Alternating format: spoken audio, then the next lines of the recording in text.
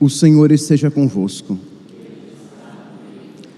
Proclamação do Evangelho de Jesus Cristo, segundo Marcos.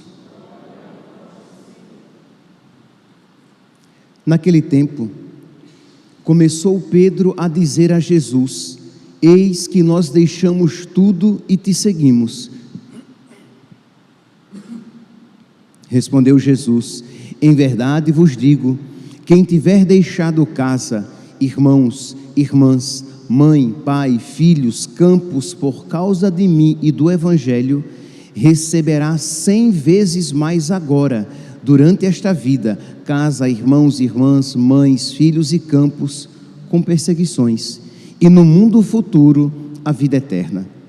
Muitos que agora são os primeiros, serão os últimos, e muitos que agora são os últimos, serão os primeiros.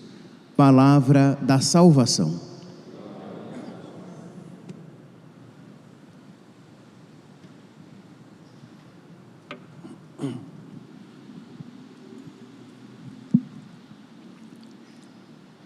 Caríssimos irmãos e irmãs,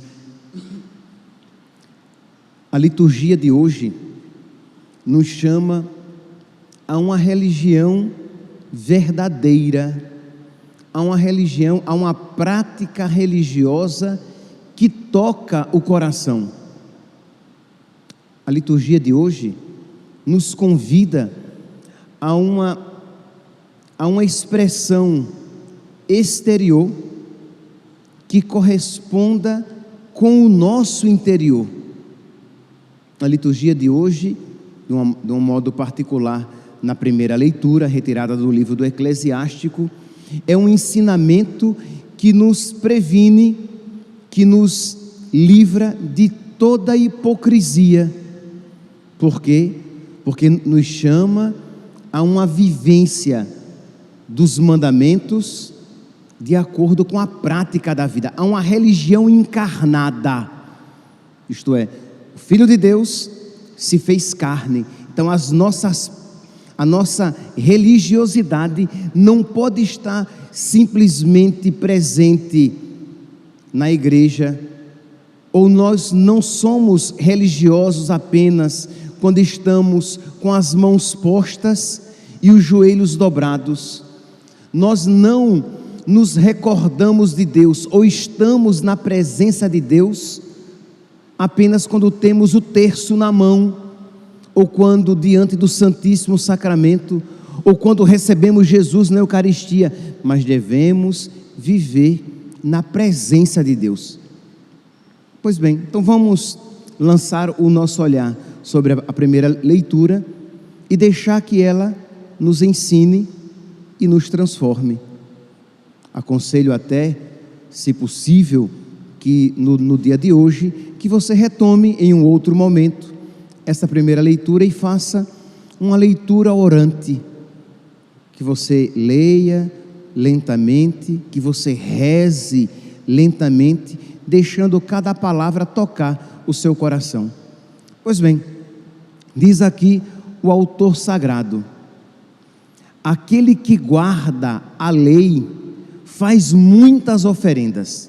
Então, pense aqui no povo judeu, com as suas várias práticas religiosas, com as suas várias práticas exteriores, que o faziam participar, pertencer ao povo da aliança. Pois bem, vem então o autor sagrado e diz: olha, quem guarda os mandamentos de Deus, realiza todas as práticas religiosas.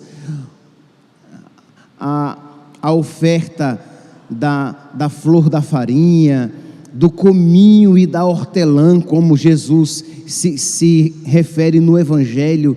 Isto é, se você procura ser obediente à vontade de Deus, é como que você fizesse todas as práticas externas, é como que você observasse todas as práticas externas. Isto é, percebe? O autor sagrado, ele quer que haja uma vivência interior, porque qual é a nossa tentação? E aqui, meus santos, quando eu falo nossa tentação, eu me refiro a todos nós. Qual é a nossa tentação? Nós temos a tentação, e aqueles que acompanham pelas redes sociais, prestem bem atenção nisso também. Nós temos a tentação de ter atitudes externas, isto é, você, por exemplo, pense, você acorda cedinho e vem à missa, ou você que mora distante, acorda cedinho para acompanhar ao vivo a missa lá no Cristo Rei, em Várzea Grande, no Mato Grosso, e você tem isso como um ato de piedade, como um ato de devoção, como um ato de religião, e nós não negamos isso. Você acorda às 3 da manhã para rezar o texto lá com o Frei Gilson, maravilha. Você reza juntamente com as irmãs lá, com os irmãos lá do Instituto Hesed, maravilha. Só que, se essa prática religiosa não corresponder a uma busca interior de Deus, para se conformar com a vontade de Deus, para amar os mandamentos de Deus, observar com amor os mandamentos de Deus, essas práticas religiosas, elas significam muito pouco, quase nada. Então, mas se essas práticas religiosas exteriores correspondem a uma busca interior de amar a vontade de Deus, de observar os mandamentos de Deus, todos os mandamentos de Deus, de se configurar a Deus para procurar, movido pela graça, movido pelo Espírito Santo, amar o que Deus ama, querer o que Deus quer, fazer a vontade de Deus, aí sim, meu santinho, minha santinha, as suas práticas religiosas são muito bem quistas por Deus, muito bem aceitas por Deus. Então é isso aqui que o autor sagrado está dizendo: aquele que guarda a lei, ele faz muitas oferendas. Aquele que cumpre os preceitos, ele oferece um sacrifício de ação de graças, um sacrifício salutar. Mas aquele que cumpre os preceitos, aquele que se mostra agradecido, ele oferece a flor de farinha. O que era a flor de farinha? Era aquela farinha mais preciosa, lembrando que para o povo de então, a farinha era um meio de subsistência. Então, aquele que guarda, que oferece a Deus um sacrifício de agradecimento, ele é como se ele oferecesse o sacrifício da flor de farinha, que era um sacrifício ritual. Então, aquele que se mostra agradecido a Deus, aquele que mostra agradecimento, ele oferece a flor da farinha. E o que pratica a beneficência, aquele que ajuda o próximo, ele oferece um sacrifício de louvor. Então percebe aqui que o autor, ele não quer excluir as práticas externas, ele só está dizendo que aquele que serve a Deus de coração sincero, é como se realizasse aquelas práticas externas. Então existia o sacrifício de louvor, existia o sacrifício da oferenda, do cominho, da hortelã, da flor de farinha.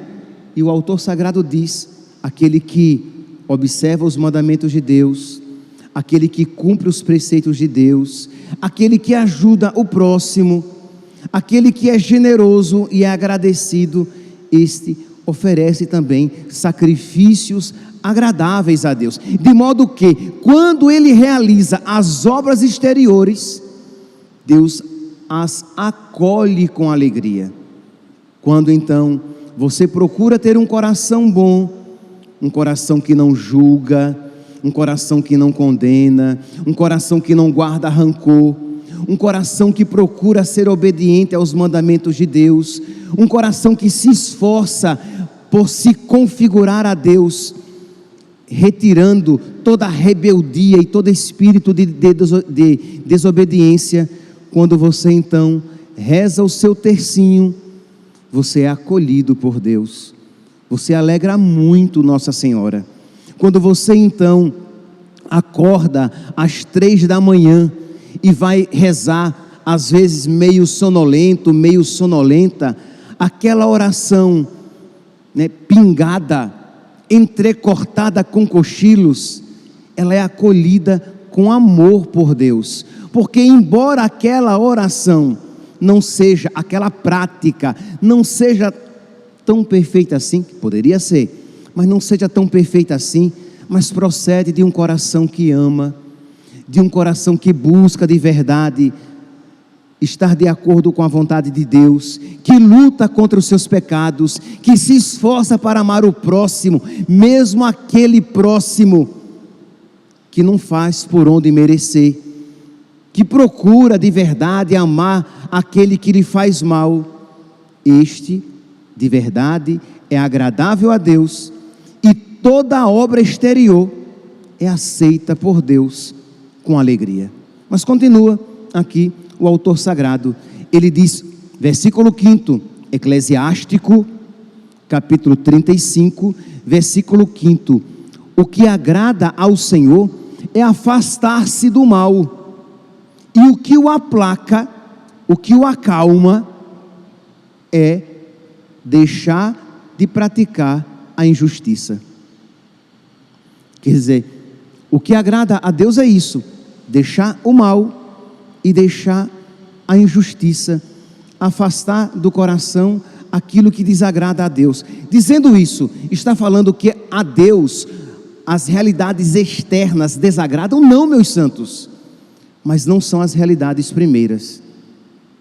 Imagine, agrada a Deus um sacerdote que celebra com dignidade, agrada a Deus um sacerdote que se porta como um sacerdote, agrada a Deus, é uma pergunta, tá?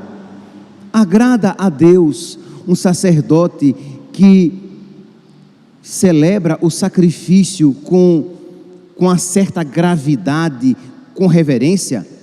Agrada, mas agrada de verdade se aquilo corresponde, se aqueles atos exteriores são expressão de um coração que ama a Deus, que procura a Deus. Senão, é um ator no altar.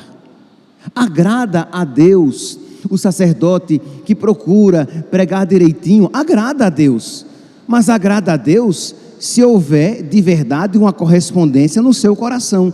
Ora, agora apliquemos aos fiéis. Agrada a Deus rezar o terço, a sua novena, o seu ofício de Nossa Senhora?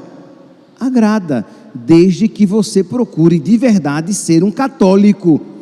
Mas se você reza como um cristão, mas vive como um pagão, a sua oração, ela é pro forma, ela é para inglês ver, ela não é uma oração verdadeira, é uma oração da boca para fora. Jesus vai dizer isso, né? Este povo me honra com os lábios, mas o seu coração está longe de mim.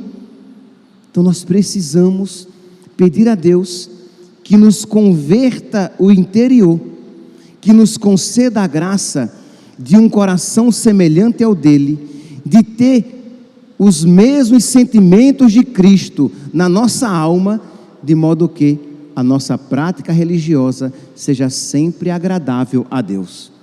Continua então aqui o autor, Eclesiástico, capítulo 35, versículo 6, não te apresentes na presença de Deus de mãos vazias. O que é então que ele quer dizer? Que você tem que ter uma oferta material, o pombinho, as rolinhas, ou o cordeiro? Não necessariamente, mas que você tenha boas obras, que você tenha um coração desejoso de amá-lo, que você tenha um coração que se compadece do necessitado. Se você tiver um coração assim, nunca de mãos vazias diante de Deus você estará. Entende? Não é primeiramente a oferta material. Lembre-se que aquela pobre viúva ofereceu, com aquelas 2 moedas que ela ofereceu, ela deu muito mais do que aquele rico que doou quantitativamente mais, mas que procedeu de um coração que dava a Deus o que lhe restava. Ela ofereceu com generosidade tudo aquilo que tinha para sobreviver. Deus vê o coração. Isso não deve nos encher de medo, mas deve fazer com que nós, sabendo que Deus vê o nosso coração, que nós digamos: Senhor, Tu conheces o meu coração e Tu vês como o meu coração é pobre de amor. Dá-me amor, para que com este amor que Tu me dás, eu Te ame de volta. Dá-me, Senhor, retidão, para que com esta retidão que Tu me dás, eu possa viver com retidão nos Teus caminhos. Dá-me generosidade, para que com o dom da generosidade que Tu me dás, eu possa ser generoso, me desprendendo das coisas, do mundo, das pessoas e de mim mesmo, e para que eu possa me oferecer a Ti. Dá-me paciência, para que eu seja paciente. Dá-me pureza, para que eu seja puro. Entende? Então você pede a Deus que vê o seu coração. Ele conhece o seu coração mais do que você mesmo, mais do que você mesma. Então você pede a Deus que lhe mude o coração, para que o seu coração, sendo a Ele agradável, possa tornar agradáveis todas as suas obras exteriores de religião. Pois bem, então diz aqui o autor sagrado: não te apresentes na presença de Deus de mãos vazias, porque tudo isso se faz em virtude do preceito. O sacrifício do justo enriquece o altar, mas o sacrifício daquele que procura ser justo, que procura ser santo, que procura ser amigo de Deus. Então, sacrifício aqui, compreenda o ato ritual, tá? Aquela oferenda que ele faz. Nós temos aqui que entrar na mentalidade do autor de então. Então existiam os vários sacrifícios que se realizavam: o do cominho, da hortelã, da flor de farinha, dos pombinhos, do cordeiro. Então o sacrifício do justo é sempre agradável a Deus, independentemente do que a Deus é oferecido. O seu perfume sobe ao Altíssimo. Existia, né, parte do sacrifício que era oferecido, parte ficava para os sacerdotes, parte era oferecido a Deus e queimado no altar. E dizia que aquilo que era oferecido, quando oferecido por um justo, era agradável a Deus. O perfume da gordura de touros era agradável a Deus. Mas por que é que era agradável a Deus? Porque a gordura queimada era cheirosa? Porque Deus gostava de churrasco? Não, meus santos, não é esse o sentido. É porque aquela carne oferecida, aquela gordura oferecida, era a expressão daquele que oferecia.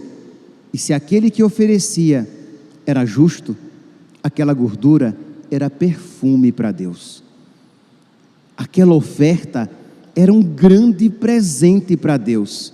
Por quê? Porque procedia de um justo, procedia de uma pessoa que queria de verdade agradar a Deus. Percebe então, meus santos, que o nosso coração deve estar inteiro em tudo aquilo que nós fazemos.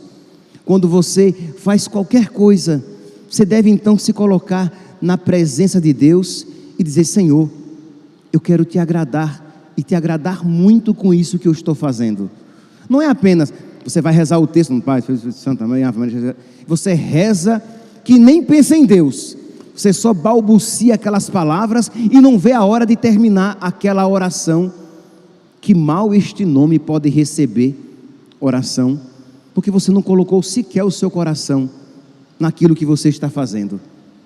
Então você veio à missa, se alguém lhe perguntar qual foi a primeira leitura, o salmo, o evangelho, você mal consegue se lembrar, porque o seu coração estava noutra vibe, estava pensando em outras coisas.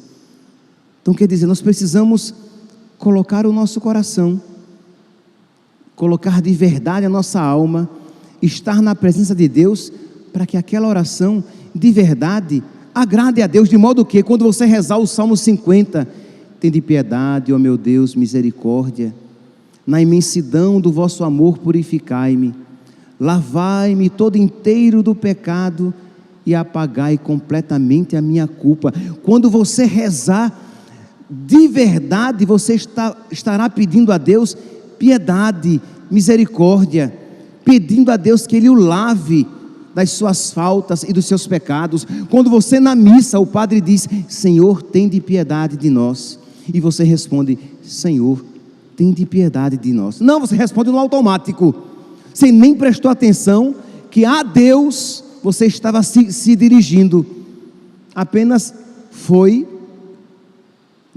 no ritmo da assembleia. Daqui a pouco, com Jesus presente no altar, nós iremos dizer: Cordeiro de Deus, que tirais o pecado do mundo, tende piedade de nós. Você diz isso sem nem pensar em Jesus, apenas vai repetindo no automático. Isto é, aquela oração não procede de verdade de um coração unido a Deus, que quer se unir a Deus.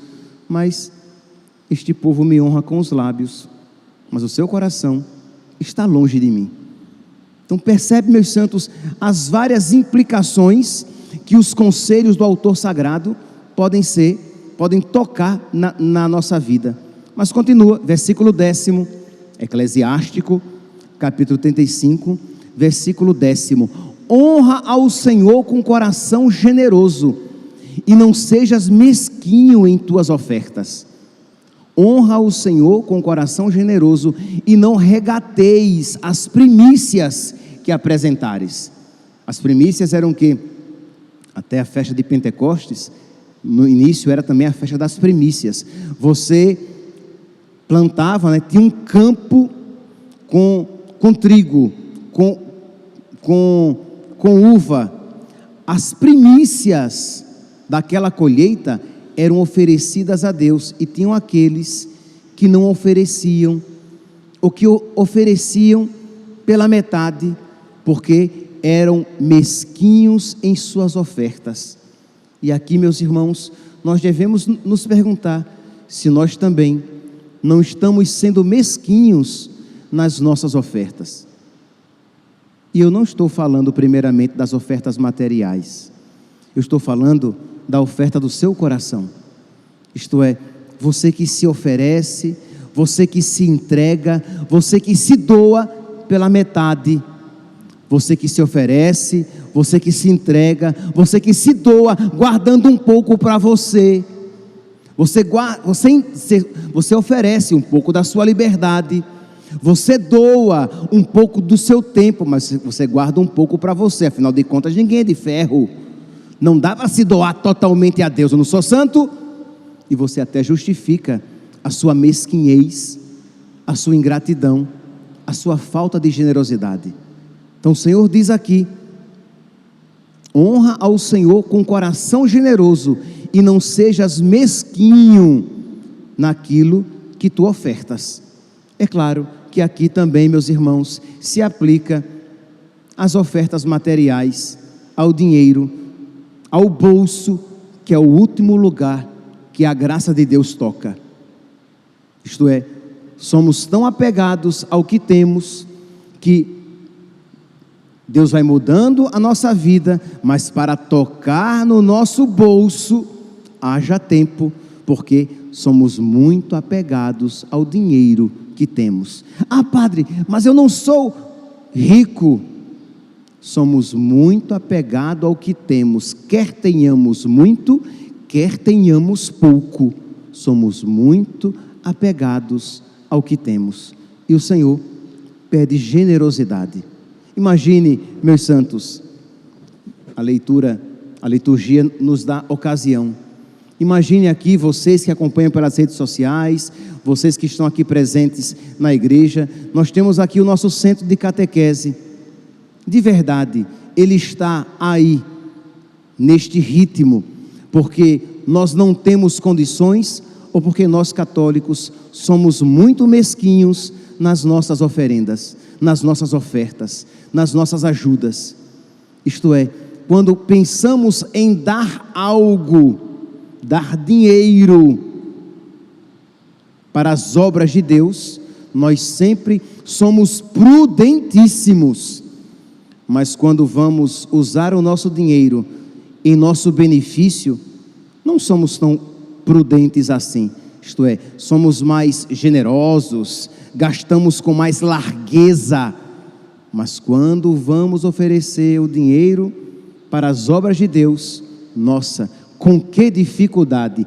E aquilo que damos, ainda damos com pesar. E nosso Senhor diz aqui, versículo 11, faze todas as tuas oferendas com semblante sereno e com alegria consagra o teu dízimo. Eclesiástico, capítulo 35, versículo 11, com alegria dá o teu dízimo, com semblante sereno, e não, ai meu Deus, eu vou dar, mas eu tenho aquela dívida, aquela outra dívida, e você sempre criando dificuldades para justificar a sua falta de generosidade, ou quando dá com tristeza e com pesar. E o Senhor diz na sua palavra, dê com semblante sereno, dê com alegria o seu dízimo, não fique segurando e se apegando. Percebe aqui, meus santos, que colocar em prática estas palavras, nossa, a homilia estava até bonita, até agora o padre começou a falar em dinheiro, ficou chata, dinheirista, apegado, né? Só pensa em dinheiro, crê em Deus Pai, o que vocês estão falando de mim, já a partir de agora, até quando eu falei de dar-se a si mesmo, dar-se com generosidade, estava bonito, mas dar dinheiro, não, já está muito materialista, esse discurso dele, meu santinho. Isso mostra quão apegado é o seu coração, porque a palavra de Deus está falando exatamente isso, das ofertas, dos dízimos, e continua, versículo 12, dá, diz o Senhor, dá a Deus segundo a doação que Ele te fez, isto é, dá a Deus com o que Ele te deu, e continua, e dê com generosidade, conforme as tuas posses. Quem tem mais, dá mais. Quem tem menos, dá menos. E se você não tiver, você não dá. Não tem problema, se você não tem. Mas que cada um dê com generosidade e dê segundo as suas posses. E diz assim, porque Deus é um Deus retribuidor e te recompensará 7 vezes mais. Isto é, Deus começa dando, eu retribuo dando o que dele recebi, e Deus me dá 7 vezes mais. Isto é, vamos aqui usar uma imagem. Deus me dá 100 denários, eu devolvo a Ele 10 denários, e Deus multiplica 7 vezes o que eu dei e me dá de volta 70 denários. E aí eu fico com 160 denários. E aí eu devolvo a Deus 16 denários, e Deus multiplica 7 vezes. Isto é por quê? Porque Deus não se deixa vencer em generosidade. Deus é bom, e Deus espera que nós sejamos desapegados, dando a Ele aquilo que dele já recebemos. Versículo 12, dá a Deus segundo a doação que Ele te fez, e com generosidade, conforme as tuas posses, porque Ele é um Deus retribuidor, que te recompensará 7 vezes mais. E o evangelho de hoje vai dizer que Deus nos dará 100 vezes mais. Enquanto a primeira leitura fala de 7 vezes, o evangelho fala 100 vezes mais. Todavia, não tentes corrompê-lo. Versículo 14. Isto é, não pense que você dando a Deus sem mudar de vida, você comprará um pedacinho do céu. Não penses que você dando ofertas a Deus sem se converter, você agradará o céu e terá as moradas eternas. Não tentes corrompê-lo com presentes. Ele não se deixa subornar, porque o que Deus quer é o nosso coração de verdade. Meus irmãos, peçamos a Deus que Ele nos converta o coração, que Ele transforme o nosso íntimo, para que todas as nossas obras de religião, para que todas as nossas atitudes exteriores sejam apenas e tão somente uma expressão de um coração que quer amar a Deus e se conformar cada vez mais à sua vontade. Louvado seja nosso Senhor Jesus Cristo, para sempre seja louvado.